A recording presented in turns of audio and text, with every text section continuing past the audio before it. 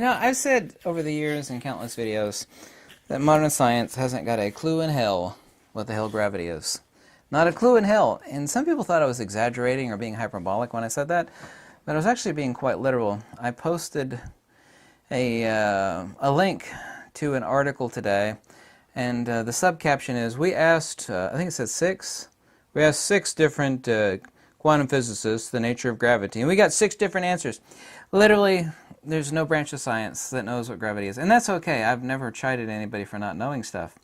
The issue comes in the form of the fact that these same hubristic, PhD-endowed fools teach other people poppycock and nonsense. They paint Mother Nature as a crazy streetwalker on crack. They really do. It's nonsensical. It's abstruse and obtuse. It's completely farcical. It would be if I said something as stupid as, well, what governs gravity is microscopic unicorns, and what they do is they fly between objects and they communicate their mutual acceleration towards one another. Unicorns fly from this object to this one, and unicorns fly from the...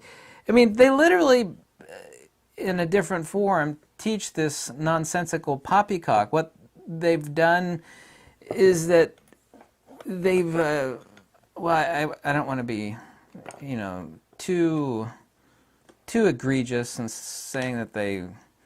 Well, I better not say that. It would be too aggressive.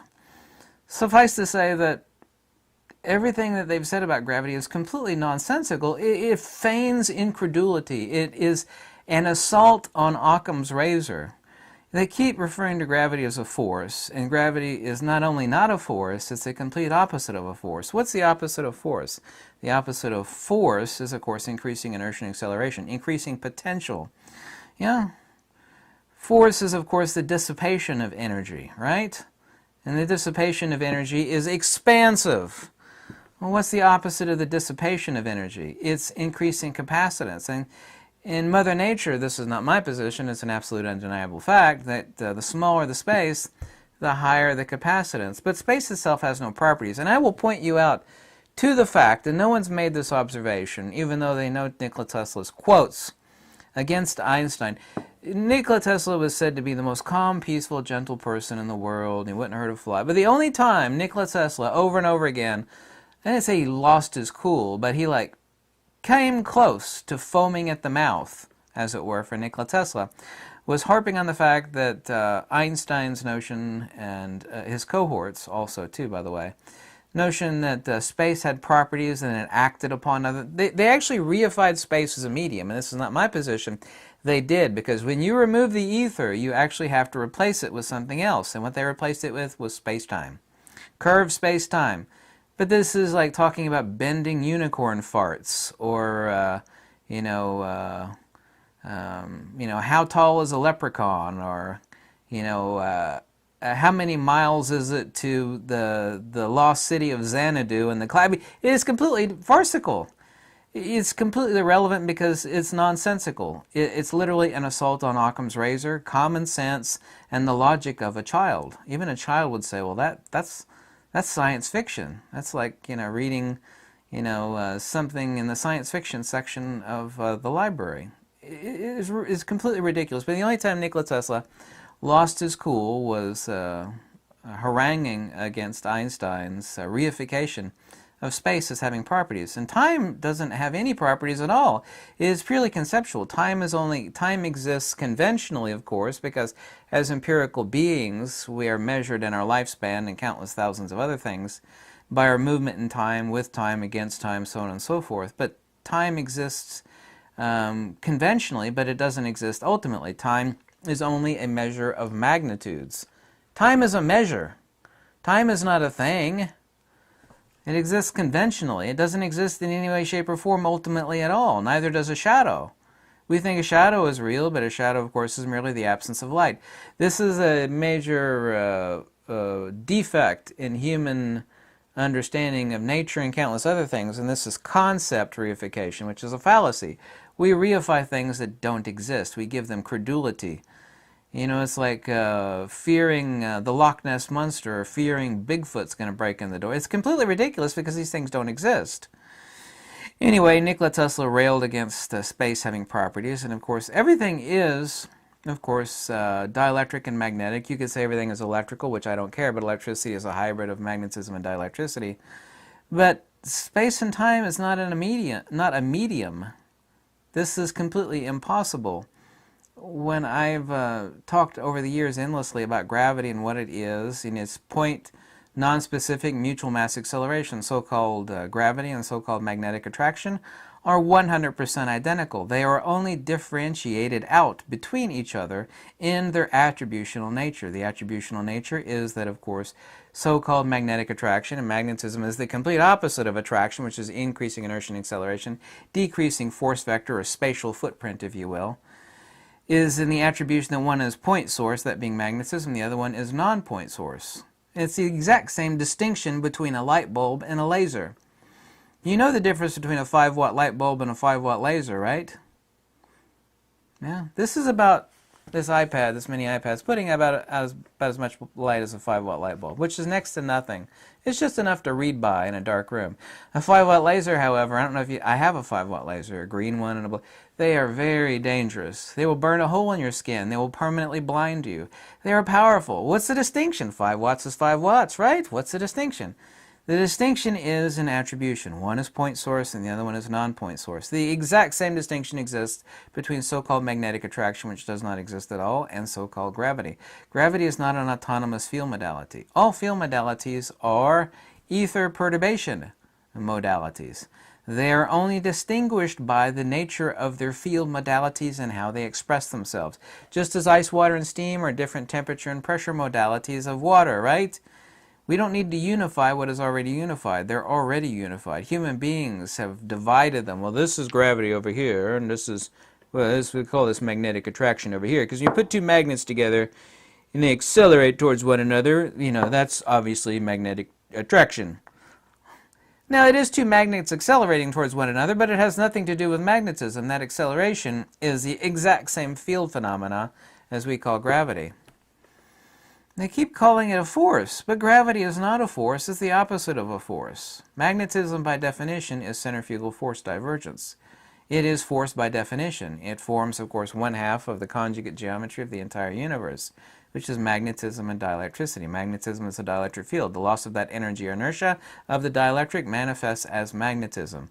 It is necessitated, or as the ancient Greeks said, anankie, by this neat little equation, which is my discovery, tattooed on the inside of my right wrist here, which is 1/5 to the power of -3. That necessity, of course, is not original cause or prima causa, original sin. It's the attributional nature of the agathon to the absolute, but that gets onto another subject entirely. The point being, in this article that I made reference to and that I posted on my community forum today, is only from like a couple days ago. They literally asked 6 different prestigious scientists what gravity is. They got 6 different answers. And that's the reason for that is that nobody knows what gravity is. Well, almost nobody. Almost nobody does. But they have literally tried in so many countless facets to paint Mother Nature as just this crazy fool. You know, it's an affront to Occam's razor and common sense. You can't read the stuff that they tell you that gravity is and not just say, well, this is crazy-ass poppycock. You know, if you got sense, if you got a little bit of wisdom and enough common sense, you would read the stuff that these idiots post. And I know what they're saying, but they've reified space and time as a medium. And then they say, well, gravity is the bending of this medium. Well, time is a measure. It's not a thing. It can't be bent. Space has no properties. Nikola Tesla said this over and over and over again. Space has attributes, but it doesn't have properties. Space has no... That's the only time Nikola Tesla literally came close to losing his mind in anger, was the notion from Einstein and his cohorts that space was a thing and that you could bend it. Well, no, you can't. It's literally like talking about bending, you know, Bigfoot's curly hairs or something. You know, it doesn't exist. There's nothing to bend. Space is the after effect, by the way, of a divergent magnetic field. It's the after effect. It is a phenomena which is conventional, but doesn't exist absolutely at all. You can't bend space. It doesn't have properties. Can't do that with a shadow either. A shadow's not a thing. We think of a shadow as a thing. Well, this is a shadow right over here. Well, no, it's an absence of light. It's concept reification fallacy, which human beings are so incredibly fond of doing.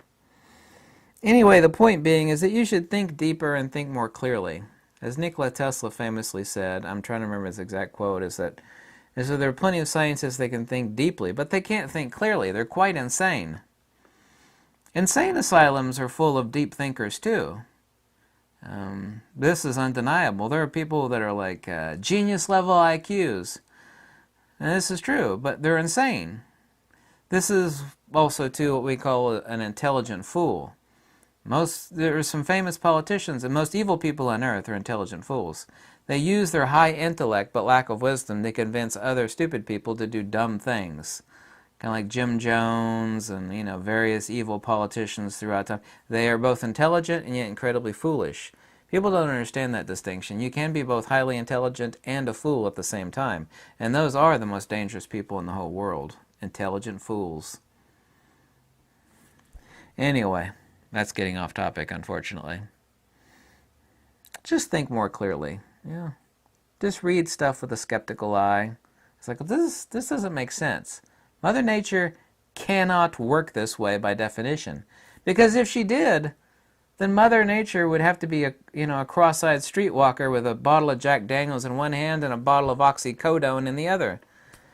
Nature can't work that way. There are no dualities in nature. There are no contradictions in nature. Absolutely no dualities in nature. Human ignorance is boundless.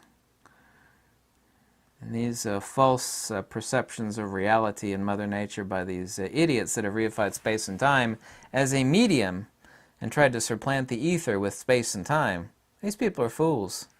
They may be highly intelligent, but they're also fools. And those are the most dangerous people. Not ignorant fools, which anybody could tell, that guy's an idiot. No, intelligent fools are the most dangerous kind. These are people that are highly educated yet have no wisdom. Those are the most dangerous people on earth. Always have been, always will be. Bye.